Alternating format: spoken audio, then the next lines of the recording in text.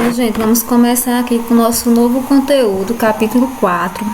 Eu pedi para vocês lerem e fazerem já um questionário para quando eu começar essa explicação, vocês já estarem por dentro do conteúdo.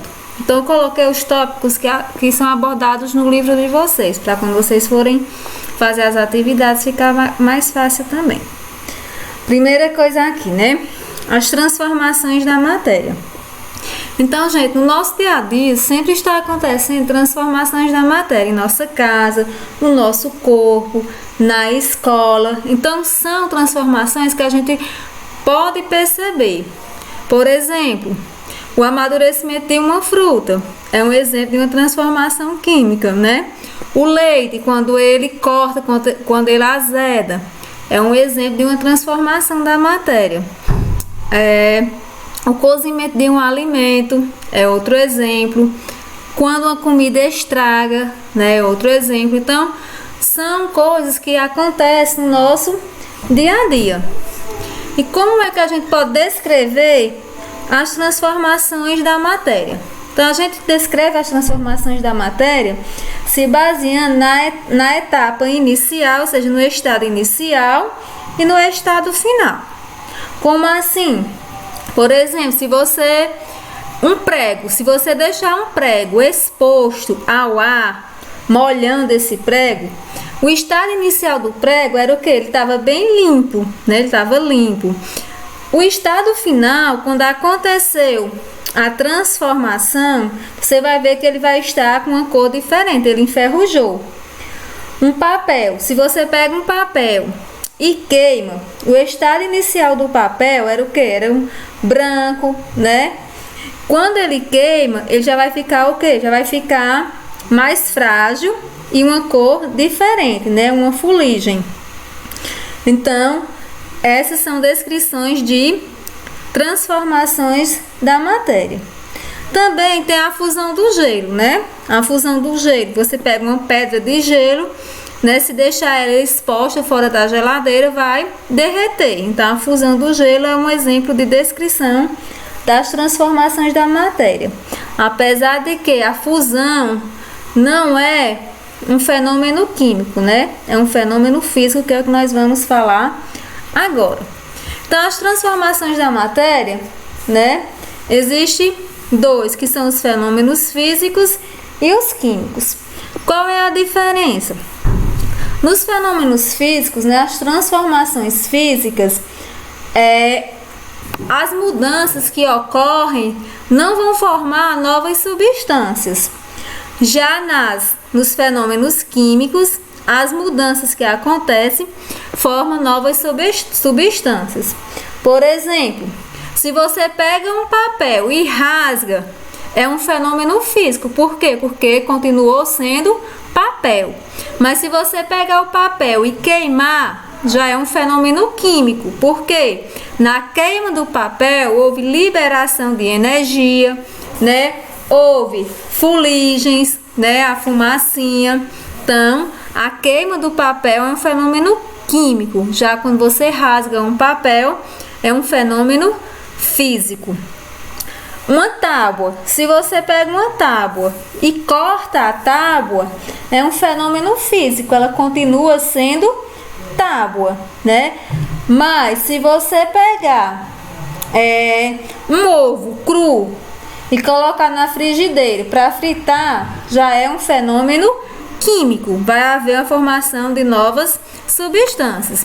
Então, eu estou dando exemplos de fenômenos que acontecem na nossa casa, né? O cozimento de um alimento é um fenômeno químico, né? Quando cai água sanitária numa roupa que muda de cor a roupa, é um fenômeno químico. Então, são fenômenos que acontecem no nosso dia a dia. O enferrujamento do bombril, quando a gente deixa em cima da pia ele molhado, é um fenômeno químico. E para a gente representar as reações químicas, né? As transformações químicas, elas também são chamadas de reações químicas, né? Pois o estado inicial é diferente do estado final.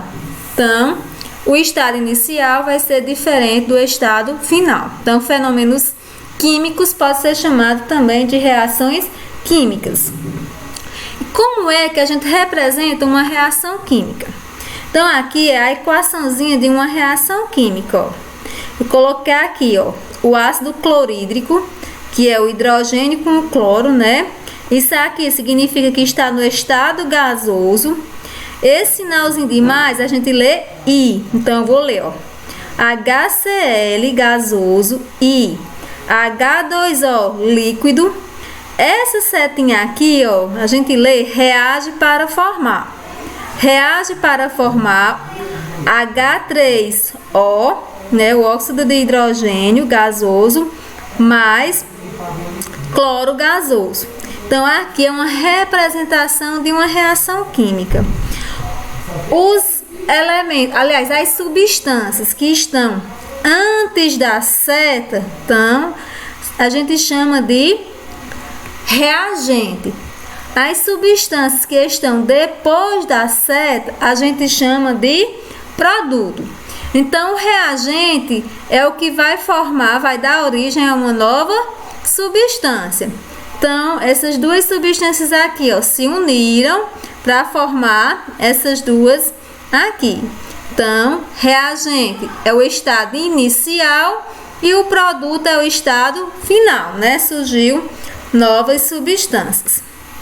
A gente tem algumas evidências, né, que a gente pode dizer se é uma reação química, se é uma transformação química ou não. Então, são evidências também do nosso dia a dia. Por exemplo, se eu pego um comprimido efervescente, o Sonrisal, por exemplo, e coloco num copo, ele vai formar aquelas bolhas. Então, ali é um exemplo de reação química, porque vai haver a liberação dessas bolhas, que é um gás, né?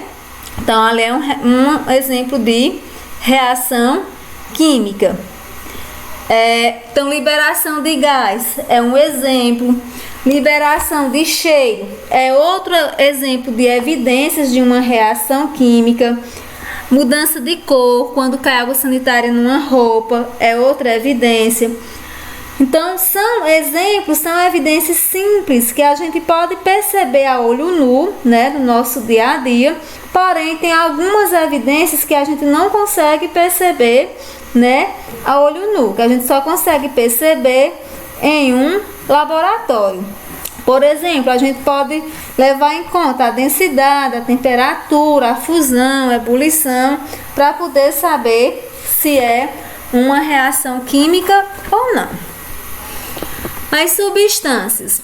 As substâncias, elas podem ser classificadas em substâncias simples e compostas.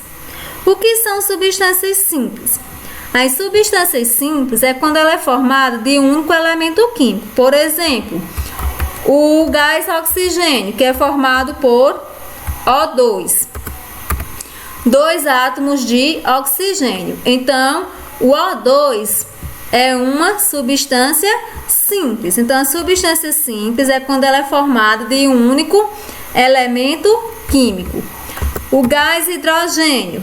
Então, o gás hidrogênio também é um exemplo de uma substância simples, porque é formada de um único elemento químico, né? Então, substância simples é quando ela é formada de um único elemento químico. E tem outros exemplos também. O gás cloro é uma substância simples, né? Várias substâncias que são simples, que elas não se decompõem em outras, são formadas de um único elemento químico. Já as substâncias compostas, elas são formadas de mais de um elemento químico e elas podem se decompor em outras, podem formar outras. Eu coloquei aqui um exemplo usando letras do alfabeto. Por exemplo, AB. AB é uma substância composta, formada por elementos diferentes. E ela vai se decompor formando dois produtos aqui, ó. Então, se decompõe formando produtos. Dois produtos, formou A e B. Essa outra substância, ó, 2 mols de NaN3. Então, é formado por elementos diferentes, se decompôs, ó, e formou esses dois produtos. Como é que a gente lê a reação? Ó, 2 mols de NaN3, a setinha. A gente diz reage para formar 3 mols de N2 e 2 mols de Na. As reações compostas, elas podem se decompor por pirólise, fotólise e eletrólise, certo? Então, pirólise. A pirólise é quando precisa de calor para que a reação aconteça. Então, quando uma substância composta, ela precisa de calor para que ela aconteça, eu digo que ela é por pirólise. Então, ela precisa ser aquecida. Às vezes, a reação vai vir com esse símbolozinho, esse triângulozinho. Esse triângulozinho significa justamente isso, que ela precisou ser aquecida para que ela aconteça. Então, a gente diz que é uma pirólise, por pirólise, decomposta por pirólise. Ela também pode ser decomposta, né, por fotólise, foto, luz, né, quando ela precisa de luz para se decompor. Por exemplo, água oxigenada. A água oxigenada, ela não pode ser vendida em vidros de cores claras. Por quê? Porque se ela tiver contato com a luz do sol, ela vai se decompor, formando água e oxigênio. Então, a fotólise, ela pode ser representada por essa letrinha aqui, tipo um Y de cabeça para baixo, que a gente chama de lambda. Então, quando na reação vier essa letrinha aqui, é porque ela está acontecendo, ela está sendo decomposta por fotólise, precisou de luz. E por último, nós temos a eletrólise, quando a substância ela precisa de uma corrente elétrica para que ela aconteça. Um exemplo é a decomposição da água. Então, a água ela pode ser decomposta formando o hidrogênio e o oxigênio.